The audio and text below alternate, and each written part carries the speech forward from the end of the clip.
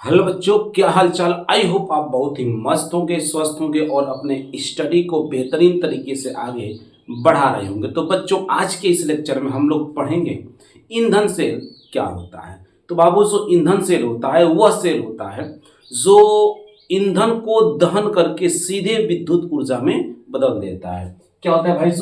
ये जो ईंधन सेल होता है ये क्या करता है? ईंधन को ईंधन को ये क्या करता है भाई? दहन करता है। और दहन करने के बाद उसे सीधे विद्युत विद्युत ऊर्जा में क्या करता है? बदल देता है। तो वह सेल जो ईंधन को दहन करके सीधे विद्युत ऊर्जा में बदल दे उसे कहते हैं भाई हम क्या चीज? उसे कहेंगे भाई हम ईंधन सेल कहते हैं। ईंधन सेल जैसे कि इसमें आप ले सकते हो कि हाइड्रोजन को, किसको? हाइड्रोजन को, ऑक्सीजन को, मेथेन को, है ना, उसके बाद मेथेन को, उसके बाद जो मेथेनॉल होता एथेनॉल होता है, एथेनॉल को, है ना, एथेनॉल C2H5OH, इन सबको दहन करा करके, ये सब क्या होते हैं? दहनीय पदार्थ है। इन सबको दहन करा करके क्या करते हैं भाई? विद्युत ऊर्जा बनाई जाती है। ठीक है। इस सेल में जो होता है भाई, जो ये दहनीय पदार्थ है, जो दहन करने वाले ईंधन होते हैं, इसको सेल के अंदर नहीं रखा जाता है।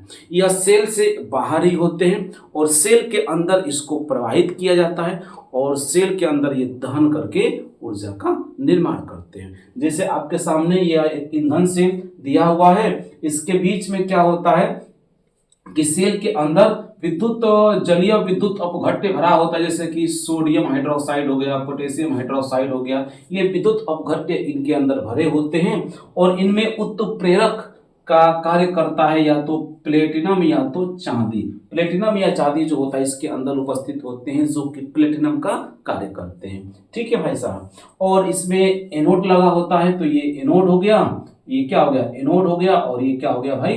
कैथोड हो गया। ठीक है। सब ये एनोड और कैथोड हो गए। तो एनोड पर क्या संपन्न होता है? ऑक्सीडेशन। एनोड पर क्या संपन्न होता है भाई? ऑक्सीडेशन। और कैथोड पर क्या संपन्न होता है? रिडक्शन। तो आपको हम बता चुके हैं पीछे कि कैथोड पॉजिटिव होता है और एनोड निगेटिव होता है। चूंकि यह एक प्रकार का गैल्वेनिक सेल ही होता है। ठीक है ना भाई? यह एक प्रकार का क्या है? यह एक प्रकार का कौन सा सेल है? गैल्वेनिक सेल है। ठीक ना? यह एक प्रकार का गैल्वेनिक सेल है, इसीलिए इसका जो एनोड होगा निगेटिव होगा क्योंकि एनोड पर ऑक्सीडेशन होगा। कैथोड होगा पॉजिटिव हो क्योंकि कैथोड पर रिडक्शन होगा। इसमें ईंधन पदार्थ, जो ईंधन होता है, ठीक ना, जो ईंधन होता है उसे सेल के बाहर रखा जाता है, सेल के अंदर नहीं रखते हैं। उसको सेल के अंदर प्रवाहित करते हैं और उसको दहन कराने के बाद ऊर्जा प्राप्त होती है। जैसे आपके सामने यह एक ईंधन सेल है और ईंधन सेल में ये कौन सा सेल है? हाइड्रोजन।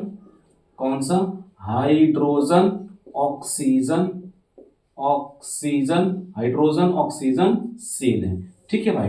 देखिए, इसमें इस सेल के 3 कक्षक बने हुए हैं जो एनोड और कैथोड से अलग हुए हैं, और एक साइड से ऑक्सीजन कैथोड पर और इधर से एनोड पर हाइड्रोजन प्रवाहित किया जाता है और इसका प्रेशर रखा जाता है कितना?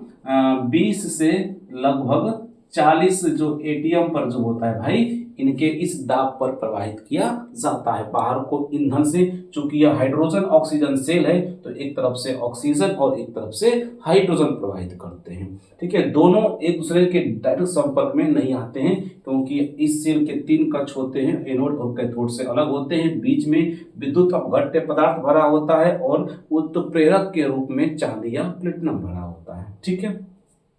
जब ये हाइड्रोजन यहाँ से आता है तो यहाँ पर क्या होता है? हाइड्रोजन का जो होता है भाई साहब, यहाँ पर ऑक्सीडेशन होता है। तो अभिक्रिया क्या होगा?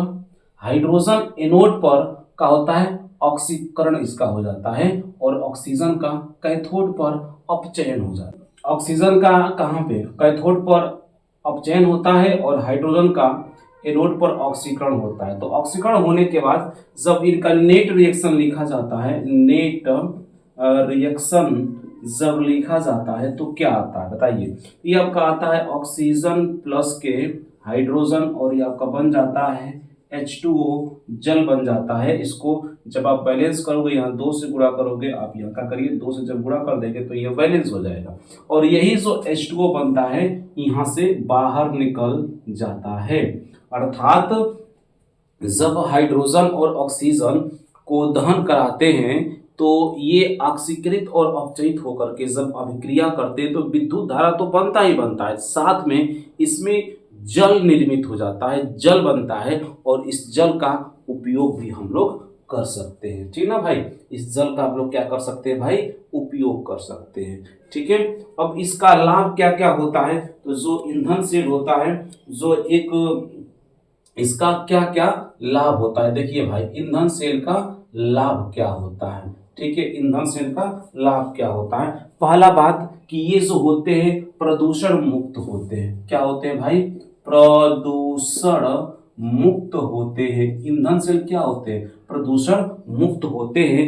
ये प्रदूषित पर्यावरण को नहीं करते हैं। तो इसमें इनका जो दूसरा लाभ होगा भाई साहब, दूसरा क्या होगा कि ये जो होगा कि 70 डिग्री सेल्सियस से 140 डिग्री सेल्सियस पर क्या कर सकते हैं, कार्य करते हैं। पहला पॉइंट, ये प्रदूषण मुक्त होते हैं। दूसरा, ये 70 से 140 डिग्री सेल्सियस पर ये कार्यरत होते हैं। कौन कौन, ईंधन सेल। ठीक है, और दूसरा बात इसको आते हैं, इनसे जो जल होता है, जल को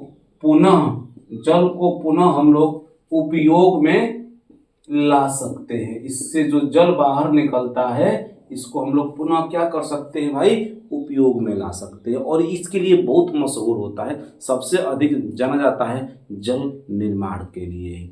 ठीक है भाई साहब, अगला बात, जो ये आपका ईंधन सेल होता है, ईंधन सेल में हम ऊर्जा को बाहर से जब प्रवाहित करते हैं, जो ईंधनीय पदार्थ उनको बाहर से प्रवाहित करते हैं, तो जब तक प्रवाहित करेंगे तब तक हमें क्या मिलता है, ईंधन, मतलब कि विद्युत की प्राप्ति होती है। मतलब कि इसमें क्या है कि जब तक बाह्य ईंधन देंगे, तब तक इनफाइनाइट माने अनलिमिटेड, क्या होता है, इनफाइनाइट नहीं, अनलिमिटेड का होगा, विद्युत प्राप्त होगा। क्या होगा भाई, विद्युत प्राप्त होगा। तो ये क्या है भाई, ये है ईंधनीय सेल का लाभ, ये ईंधन सेल का लाभ है। ठीक है, प्रदूषण इससे कम होता है, इतना टेम्परेचर पर काम करता है, इसमें से जो ये जल प्राप्त होता है उसको हम लोग पुनः क्या कर सकते हैं, उपयोग में ला सकते हैं, और इसमें जब तक हम लोग बाहर से ईंधन देते रहेंगे तब तक हमको ये विद्युत धारा देता रहता है। ठीक है भाई साहब, चलिए फटाक से नोट करिए, आगे हम लोग देखते हैं इसकी कुछ सीमाएं। ठीक है, ईंधन सेल की क्या चीज, सीमाएं, कहाँ तक इसका लिमिटेशन है, कहाँ तक इसको हम लोग उपयोग में ला सकते हैं, कुछ न कुछ इसकी क्या होगी भाई, सीमा होगी, है ना। उस सीमा के बाहर ये कार्य नहीं करेगा। ठीक ना, उस सीमा के बाहर ये कार्य नहीं करेगा। जिसमें पहला पॉइंट आपको हम बताते हैं, पहला पॉइंट सीमाएं। इसकी सीमाएं में क्या होगा कि इसमें क्या चीज, विद्युत अपघट्य प्रयोग में लाए जाते हैं। पहला पॉइंट, इसमें विद्युत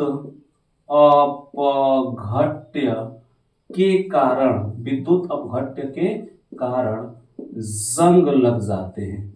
क्या लग जाते हैं भाई साहब, जंग लग जाते हैं। इसमें विद्युत अपघट्य हम लोग क्या करते हैं भाई, उपयोग करते हैं, इसीलिए इनमें क्या लग जाता है, जंग लगता है। जैसे बाहर से ईंधन देना बंद करते हैं, हमारा विद्युत धारा बंद हो जाती है। मतलब यदि हमारा बाह्य ईंधन स्रोत क्या होता है, खत्म हो जाता है। क्या होता है भाई, खत्म हो जाता है, तो सेल भी कार्य नहीं करता है भाई, कार्य नहीं करता है। जब बाहर से इसको ईंधन ही नहीं मिलेगा तो क्या यह विद्युत धारा बनाएगा, नहीं बना पाता है। जब तक इसको बाहर से हम लोग ईंधन देते रहेंगे तब तक यह धारा का निर्माण करता रहता है, और जैसे बाहर से इसका ईंधन देना बंद हो जाएगा फिर क्या होगा कि ये विद्युत धारा भी नहीं बनाएगा, ये सेल भी कार्य करना बंद दे जाता है। तीसरा पॉइंट, जो इसमें ये उत्प्रेरक उपयोग होते हैं, उत्प्रेरक जो होते हैं इसमें भाई महंगे होते हैं, है ना। इसमें उपयोग होने वाले जो उत्प्रेरक होते हैं वो क्या होते हैं, महंगे होते हैं। चांदी का होता है, ये चांदी का उत्प्रेरक, प्लेटिनम का उत्प्रेरक बहुत महंगी धातु है, तो ये सब इसमें महंगे उत्प्रेरक क्या होते हैं, प्रयोग किए जाते हैं। ये इनका क्या हो गया भाई साहब, ये इनका क्या हो गया, ये इनका हो गया लिमिटेशन। इसी सीमा के जो अंदर होता है भाई ईंधन सेल काम करता है। ठीक है, तो आई होप आपको वीडियो समझ में आई होगी। तो हमने आपको 3 सेल पढ़ा दिया, एक विद्युत अपघटनीय सेल, एक विद्युत रासायनिक सेल और एक ईंधन सेल। ठीक है, तो आई होप आपको वीडियो बहुत ही दमदार तरीके से समझ में आई होगी। हम लोग मिलते हैं नेक्स्ट वीडियो में। जय हिंद। वीडियो पर नए होंगे तो वीडियो को लाइक करिएगा, चैनल सब्सक्राइब करिएगा, दोस्तों को शेयर जरूर करिएगा। धन्यवाद।